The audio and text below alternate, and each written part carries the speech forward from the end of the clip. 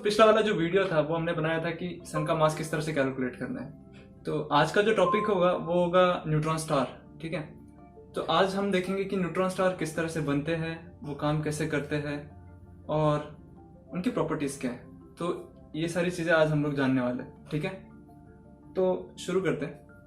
तो दोस्तों अब सवाल आता है कि न्यूट्रॉन स्टार कैसे बनते हैं। ठीक है, न्यूट्रॉन स्टार बनने का एक प्रोसीजर है। न्यूट्रॉन स्टार वही स्टार बन सकते हैं जिनका मास सन के मास से लगभग 8 से 20 गुना हो, वही स्टार न्यूट्रॉन स्टार बन सकते हैं। ठीक है, तो होता ये है जैसा एक नॉर्मल स्टार लेते हैं जिसका मास सन से 8 टाइम्स है। ठीक है, अब होता ये है कि सन के पास जो फ्यूल होता है वो होता है हाइड्रोजन। ठीक है, उसमें होती है फ्यूजन की प्रोसेस। फ्यूजन एक ऐसी प्रोसेस है जिसमें दो एटम्स होते हैं, वो पास में आके फ्यूज हो जाते हैं और उनसे नया एटम बनता है और उसमें से एनर्जी भी रिलीज होती है। ठीक है, तो जनरल स्टार्स में होता है हाइड्रोजन का फ्यूजन। तो क्या होगा, स्टार है उसमें हाइड्रोजन है, हाइड्रोजन और हाइड्रोजन फ्यूज हो रहे हैं। ठीक है, उससे बहुत सारी एनर्जी निकलेगी। वो एनर्जी बहुत ज्यादा होती है क्योंकि बहुत सारी fusion reactions at a time चल रही होती है। तो ये कई लाख हाइड्रोजन बम फोड़ने के इक्वल एनर्जी रिलीज होती है 1 सेकेंड में। ठीक है, और जब हाइड्रोजन हाइड्रोजन फ्यूज होते हैं तो उससे हीलियम बनता है और साथ में एनर्जी भी निकलती है। अब इस एनर्जी से उस स्टार का टेम्परेचर बढ़ेगा। इस टेम्परेचर की बढ़त की वजह से स्टार के अंदर मौजूद गैस एक्सपांड होगी। ठीक है, लेकिन उसी समय स्टार का खुद का मास भी तो है। उस मास की वजह से उसकी ग्रेविटी होगी और वो ग्रेविटी स्टार को अंदर की ओर खींचेगी। तो यहाँ पे हम लोग देख सकते हैं ग्रेविटी अंदर की ओर काम कर रही है और टेम्परेचर की बढ़त की वजह से हुआ एक्सपांशन बाहर की ओर काम करेगा। तो ये दोनों फोर्स एक दूसरे को काउंटर बैलेंस कर देंगे और हमारा जो स्टार है वो स्टेबल रहेगा। अब जैसे जैसे समय बीतेगा वैसे वैसे उसका फ्यूल खत्म होना शुरू हो जाएगा। हाइड्रोजन से हीलियम जब सारा कन्वर्ट हो जाएगा तब हीलियम खुद फ्यूज होना शुरू हो जाएगा। अब हीलियम से बनेगा कार्बन, कार्बन से बनेगा नियॉन, नियॉन से बनेगा ऑक्सीजन, ऑक्सीजन से बनेगा सिलिकॉन और सिलिकॉन से बनेगा आयरन। तो एक चेन है। आयरन के बाद फ्यूजन प्रोसेस नहीं होती है। हीलियम से कार्बन में कन्वर्ट होने के लिए कई हजार साल लग जाते हैं। कार्बन से नियॉन में कन्वर्ट होने के लिए कुछ 100 सालों का वक्त लगता है, कुछ सेंचुरीज का वक्त लगता है। और नियॉन से ऑक्सीजन में कन्वर्ट होने के लिए कुछ सालों का समय लगता है। और ऑक्सीजन से सिलिकॉन में कन्वर्ट होने के लिए कुछ महीनों का समय लगता है। और सिलिकॉन से आयरन में पूरा कन्वर्ट होने के लिए कुछ दिनों का वक्त लगता है। तो ये काफी रैपिड प्रोसेस है। ठीक है, स्टार के हम लोग लाइफ लाइन देखें तो उस स्केल के हिसाब से ये कुछ सेकंड्स का ही वक्त होता है। तो क्योंकि आयरन के पास आके अभी जब हमारा फ्यूजन रुक जाता है जिसकी वजह से क्या होता है, हीट मिलनी बंद हो जाती है स्टार को और टेम्परेचर में ड्रॉप हो जाता है। लेकिन स्टार का मास तो उतना ही है तो उसकी ग्रेविटी तो कोलैप्स नहीं होने वाली, ग्रेविटी तो उतनी रहेगी। बस बाहर एक्सपांड होने वाला जो फोर्स था जो कि टेम्परेचर की वजह से आ रहा था वो कम हो जाएगा। अब इससे होगा ये कि अनबैलेंस होगा। ठीक है, और जिसकी वजह से वो स्टार क्रंच हो जाएगा, एकदम से क्रंच हो जाएगा। क्योंकि टेम्परेचर ड्रॉप एकदम से हुआ है तो एक्सपांशन रुक जाएगा और स्टार अचानक से क्रम्बल हो जाएगा अपने सेंटर की तरफ। ये प्रोसेस बहुत ही फास्ट होती है। तो जब बाहर की सरफेस है वो अंदर की तरफ कोलैप्स हो रही होगी तब वो कंटिन्यूअसली कोलैप्स नहीं होगी। एक पॉइंट आएगा जब वो रुक जाएगी कोलैप्स होना। ठीक है, ये ऐसा इसलिए होगा क्योंकि देखो स्टार का जो पूरा मास है वो सेंटर की तरफ कंप्रेस हो रहा है। ठीक है, तो यहाँ पर वॉल्यूम कम हो रहा है और जिसकी वजह से डेंसिटी बढ़ रही है। ठीक है, इस डेंसिटी की बढ़ोतरी की वजह से वहां पे एक प्रेशर एक्ट होगा। ठीक है, प्रेशर डेवलप होगा, उसे कहते हैं इलेक्ट्रॉन डीजेनरेसी प्रेशर। दोस्तों ये जो प्रेशर है ये नॉर्मली भी एग्जिस्ट करता है लेकिन ये हम इसको एक्सपीरियंस नहीं कर सकते। इसको एक्सपीरियंस करने के लिए बहुत जबरदस्त प्रेशर की जरूरत होती है। ठीक है, ये तभी एक्ट में आता है जब बहुत सारा मैटर बहुत कम जगह में कंप्रेस कर दिया जाए। तो इलेक्ट्रॉन डीजेनरेसी प्रेशर को समझने से पहले हमें पॉलीज एक्सक्लूजन प्रिंसिपल समझना होगा। ठीक है, Pauli's exclusion principle quantum mechanics का एक प्रिंसिपल है जिसमें यह कहा गया है कि किसी भी एटम में 2 आइडेंटिकल इलेक्ट्रॉन एग्जिस्ट नहीं करते। अब इसका क्या मतलब हुआ, तो पॉलीज एक्सक्लूजन प्रिंसिपल को समझने से पहले हमें आइडेंटिटी के बारे में समझना पड़ेगा। इसको एक सिंपल एग्जांपल से समझते हैं। जैसे कि किसी स्कूल में आई कार्ड होता है किसी भी बच्चे के पास, उस आई कार्ड से उस बच्चे की एक यूनिक पहचान होती है। ठीक है, तो उसमें क्या क्या दिया रहता है, उसमें कम से कम 4 चीजें तो दी होती हैं, जैसे कि उसका नेम, उसका बर्थ डेट, उसका एड्रेस और उसकी क्लास। ठीक है, तो इन चारों चीजों की वजह से वो बच्चे को एक यूनिक आइडेंटिटी मिलती है, वो बच्चा स्कूल में बाकी बच्चों से अलग हो जाता है। ठीक है, ठीक इसी तरह किसी एटम में जो भी सारे इलेक्ट्रॉन्स होते हैं उन सबकी अपनी अपनी आइडेंटिटी रहती है। ठीक है, उन इलेक्ट्रॉन्स को आइडेंटिफाई करने के लिए हर इलेक्ट्रॉन का एक 4 स्पेसिफिक नंबर दिए गए होते हैं। ठीक है। तो वो नंबर्स होते हैं principal quantum number, azimuthal quantum number, magnetic quantum number और स्पिन क्वांटम नंबर। किसी भी एटम ने ज्यादा से ज्यादा 3 चीजें सेम हो सकती है, 3 क्वांटम नंबर सेम हो सकते हैं, लेकिन कोई ना कोई तो एक अलग होगा, चारों कभी सेम नहीं होंगे। अब यहाँ पे इलेक्ट्रॉन डिजेनरेसी जो प्रेशर है, ये जब स्टार सारा एक साथ एक जगह पे इकट्ठा आ जाएगा, तब यहाँ पे ये पॉलीज एक्सक्लूजन प्रिंसिपल कैसे काम करता है मैं बताता हूँ। जब 2 एटम्स होंगे वो काफी करीब आ जाएंगे, तो इस एटम के बाहर का जो समझो हाइड्रोजन है, दोनों हाइड्रोजन है, ठीक है। तो आउटर मोस्ट शेल में जो प्रिंसिपल क्वांटम नंबर होता है वो होता है शेल का नंबर, ठीक है।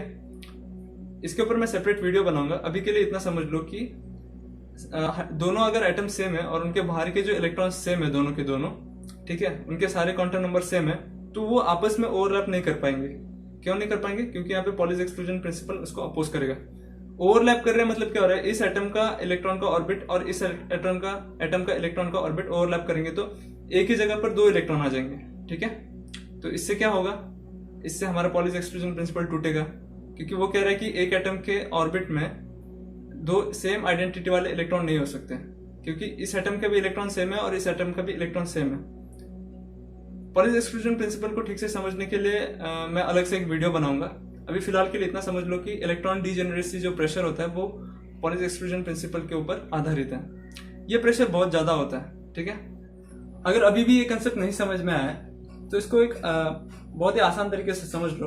एक तरह का रिपल्शन होता है, 2 एटम्स, क्योंकि एटम्स के बाहर इलेक्ट्रॉन्स घूम रहे होते हैं तो हम उसको एक इलेक्ट्रॉन क्लाउड कर देंगे, ठीक है। अब इस एटम का इलेक्ट्रॉन क्लाउड है और इस एटम का इलेक्ट्रॉन क्लाउड है, तो दोनों एटम जब पास में आएंगे तब यहाँ पे, क्योंकि दोनों इलेक्ट्रॉन नेगेटिव चार्ज होता है, इलेक्ट्रॉन का नेगेटिव चार्ज होने की वजह से वो दोनों एक दूसरे को रिपल करेंगे, वो चिपकने नहीं देगा एटम को, ठीक है। तो ये एक्चुअली पॉलीज एक्सक्लूजन प्रिंसिपल तो नहीं है, लेकिन ये एक इलेक्ट्रोस्टैटिक रिपल्शन है, यहाँ पे एक कूलम्बियन रिपल्शन कहते हैं इसे, ठीक है।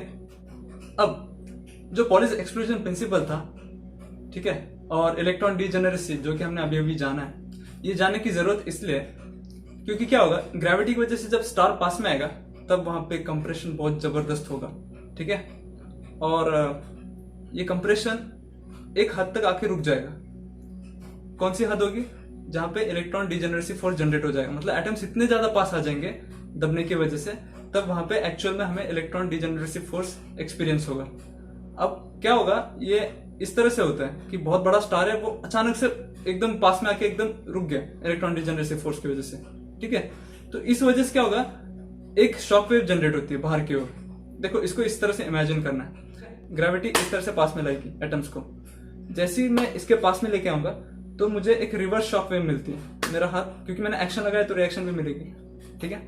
तो जैसे ग्रेविटी पास में लाएगी एटम्स को, तो इलेक्ट्रॉन डीजेनरेसी फोर्स एक्ट में आ जाएगा और वो वापस से मैटर को बाहर की ओर फेंक देगा। तो ये बाहर की ओर फेंकने की जो एनर्जी है, ये शॉक वेव की फॉर्म में ट्रेवल करेगी उस स्टार के थ्रू, सेंटर की ओर से बाहर की तरफ, ठीक है। तो अब होगा ये कि जो बाहर की लेयर है स्टार की, उसके चिथड़े उड़ जाएंगे, वो एकदम विस्फोटक ढंग से बाहर की ओर फेंक दी जाएगी।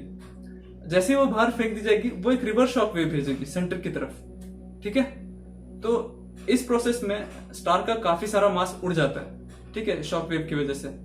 अब जो बाहर की लेयर है वो तो उड़ गई, और उसकी वजह से जो शॉक वेव जनरेट हुई है सेंटर की तरफ, वो शॉक वेव और उसकी खुद की ग्रेविटी, वो दोनों ही स्टार को दबाना शुरू कर देंगे। अब ये जो दबाव है, ये इलेक्ट्रॉन डीजेनरेसी को पार कर देगा।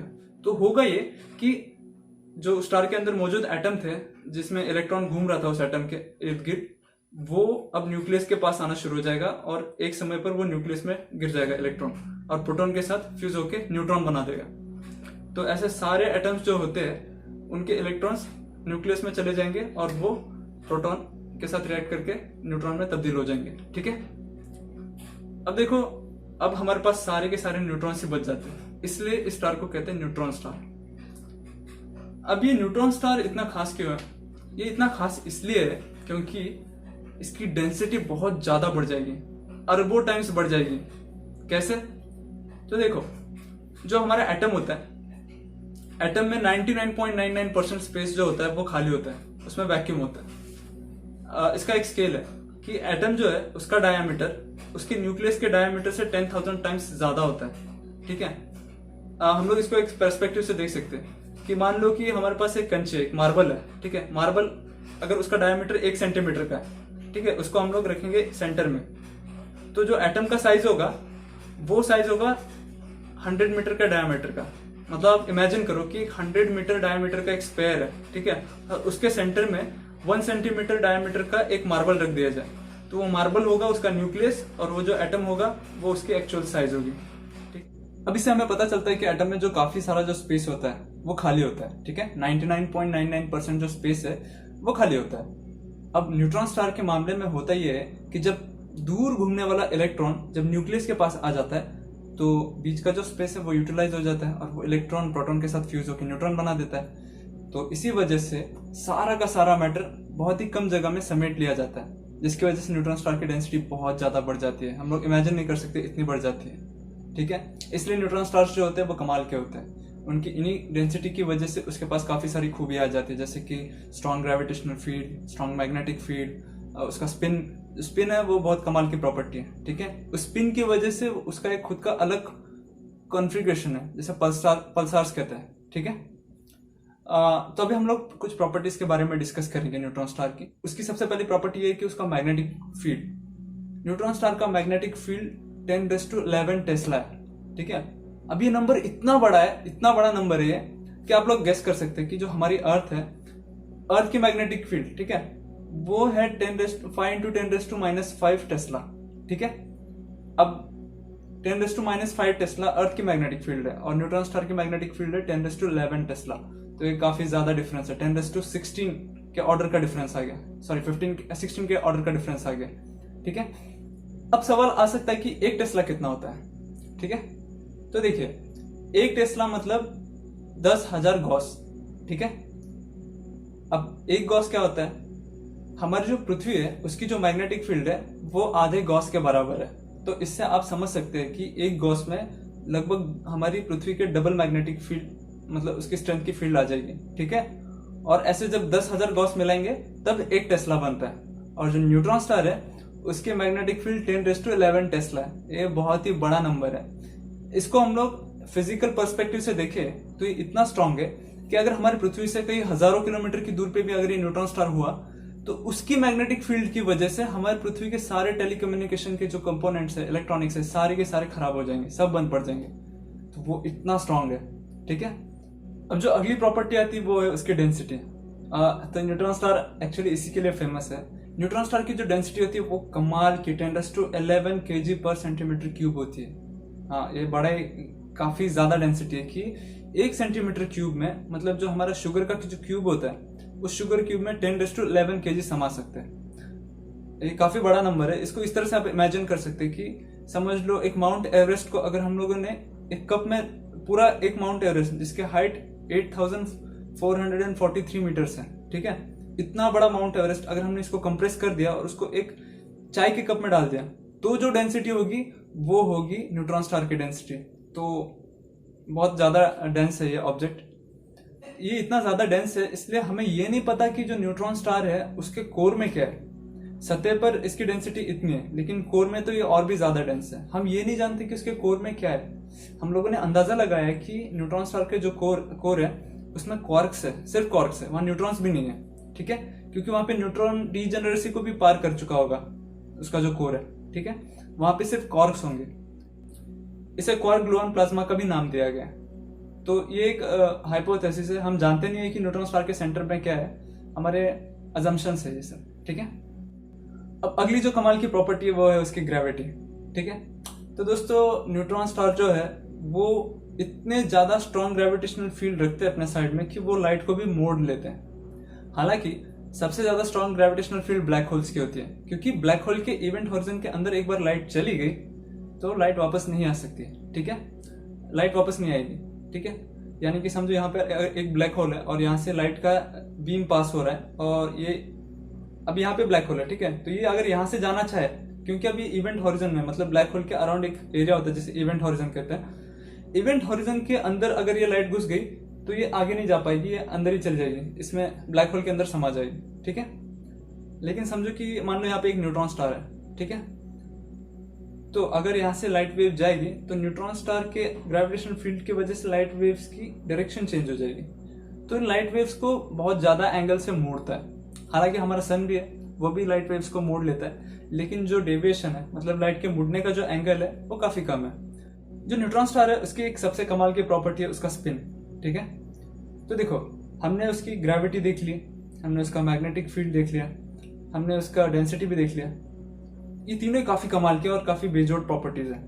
वैसे एक और प्रॉपर्टी है उसका स्पिन। अब ये जो स्पिन है ना दोस्तों, देखो इसको एक पर्सपेक्टिव में समझने के लिए मैं इसको ऐसे रखता हूँ। न्यूट्रॉन स्टार का डायमीटर है 25 किलोमीटर का। ठीक है, ये काफ़ी बड़ा है। उस 25 किलोमीटर के डायमीटर के गोले में अगर सन का मास समाया हुआ है तो आप सोचो कि वो कितना ज़्यादा डेंस होगा। ठीक है, 24 घंटे में पूरा एक सर्कल कंप्लीट कर लेते पृथ्वी।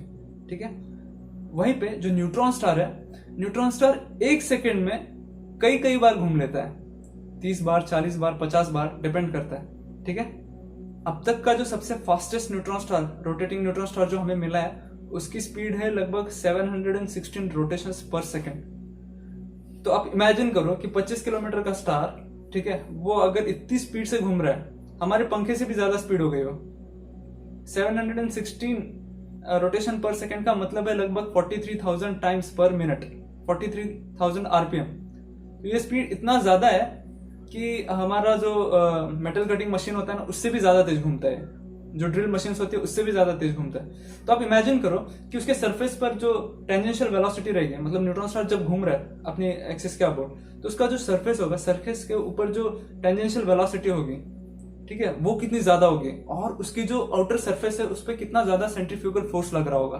किसी को ये सवाल आ सकता है कि ये इतना स्पिन आता कैसे है 716 टाइम्स पर सेकेंड इतने बड़े ऑब्जेक्ट के लिए? ये स्पिन आना पॉसिबल है। हाँ, ये स्पिन आना पॉसिबल है। ये आता है law of conservation of momentum की वजह से। तो देखो दोस्तों, जब हमने कई बार देखा होगा जो मैरी गो राउंड रहता है, मैरी गो राउंड मतलब हम लोग बचपन में जैसे खेला करते थे, 7-8 जन रहते थे और एक गोल घूमने वाला झूला रहता था। तो जब हम पकड़ते थे उसको और बाहर की ओर डायरेक्टेड रहते थे, और जैसे वो घूमता था तब वो स्लो घूमता था, और जैसे हम लोग सेंटर की तरफ झुकते थे सारे के सारे, तब उसका स्पीड बढ़ जाता था।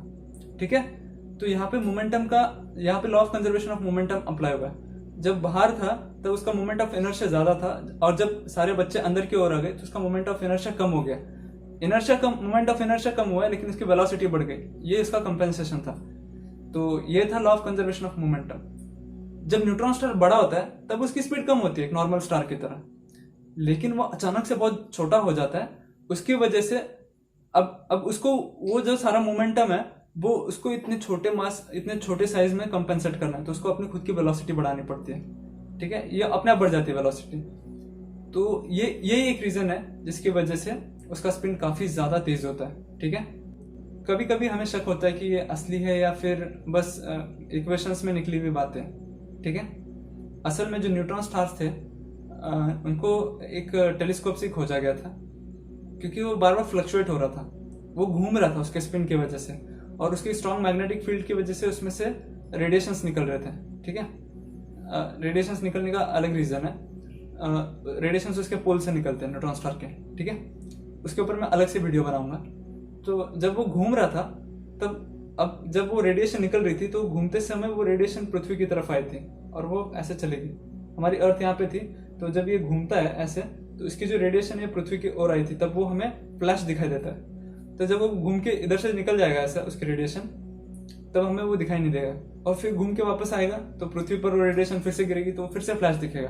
तो ऐसे एक सेकंड में कई बार जब फ्लैश गिरते हैं तब हमें उसकी स्पीड का अंदाजा हो जाता है कि वो एक सेकंड में कितनी बार घूम रहा है। ठीक है, ये एक तरीका था न्यूट्रॉन स्टार की स्पीड को जानने का। ठीक है, उसकी ग्रेविटी किस तरह से डिटेक्ट की, उसका जो मास है ये किस तरह से डिटेक्ट किया। तो ये देखो, ये वहां पे हमारे इंस्ट्रूमेंट तो नहीं जा सकते, ठीक है, डिटेक्ट करने के लिए, क्योंकि वो काफी दूर है, कई लाइट ईयर्स दूर है, हम लोग यहाँ से भेज तो नहीं सकते। तो हमारे पास इनडायरेक्ट तरीके उनको जांचने का, उनको मेजर करने का। मान लो यहाँ पे कोई न्यूट्रॉन स्टार है, तो न्यूट्रॉन स्टार के अराउंड जो गैस है या फिर कोई दूसरा बॉडी है या फिर उसके पीछे कोई दूसरा स्टार है जिसकी लाइट वहां से गुजर रही है न्यूट्रॉन स्टार के पास से, तो उस लाइट में कोई चेंजेस होंगे क्या, या फिर न्यूट्रॉन स्टार के पास से कोई ऑब्जेक्ट गुजर रहा है तो उसकी ग्रेविटी उस ऑब्जेक्ट पे क्या असर डालेगी। ये सारी चीजों का हम लोग अपने टेलीस्कोप से अध्ययन करते हैं और हम लोग एक अप्रोक्सीमेशन निकालते हैं। ऐसा कभी नहीं होता कि हम लोग जितनी चीजें ढूंढ रहे हैं वो सारी की सारी एक्यूरेट है पॉइंट टू पॉइंट, ऐसा नहीं होता। सारी की सारी चीजें लगभग सही होती है, अप्रोक्सीमेशन होता है।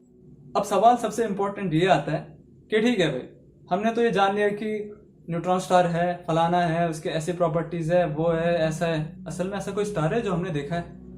हाँ, हमने ऐसे कई स्टार्स है, कई हजार स्टार्स है हमारी गैलेक्सी में, ठीक है। इनफैक्ट इसके लिए सेपरेट एक टीम बनाई गई है जो इन स्टार्स को ऑब्जर्व करती है, ठीक है। सेपरेट सैटेलाइट्स है जो इन स्टार्स को ऑब्जर्व करते हैं, ठीक है। जो हमारे सबसे करीबी जो न्यूट्रॉन स्टार है उसका नाम है कॉलवेरा, ठीक है। ये जो न्यूट्रॉन स्टार है ये अर्सा माइनर कॉन्स्टलेशन में प्रेजेंट है। ये जो अर्सा माइनर कॉन्स्टलेशन है ये लगभग हमसे 250 से 1000 लाइट ईयर की दूरी पर है, ठीक है। मतलब उस कॉन्स्टलेशन का पहला स्टार 250 लाइट ईयर पर है और सबसे आखिरी का जो स्टार है वो 1000 लाइट ईयर्स के लगभग है, ठीक है। तो ये जो न्यूट्रॉन स्टार है उस कॉन्स्टलेशन में हमें देखने को मिलता है, ठीक है। उम्मीद है कि आपको ये वीडियो पसंद आया होगा। मैं चाहता हूँ कि आप कमेंट में डालें अगर आपको कोई सुझाव देना हो तो, और ये भी बताएं कि आपको वीडियो कैसा लगा। मैं चाहता हूँ कि आप खुद भी थोड़े से क्वेश्चंस मुझे पूछें ताकि मुझे ऐसे वीडियोस बनाने में इंटरेस्ट है। जो ज़्यादा कमेंट्स में क्वेश्चन कॉमन रहेंगे मैं उन टॉपिक्स को लेकर वीडियो बनाऊंगा, ठीक है।